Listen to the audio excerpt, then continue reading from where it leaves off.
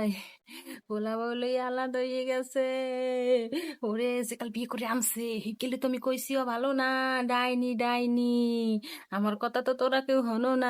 এখন বস, আমি তখন কইস তোরা বাইরে বাইরে এত যাও কি লাগিয়া যাস না, বাইরে বাইরে খাওয়ার লাগিতে হেইয়ে খালি কইছি।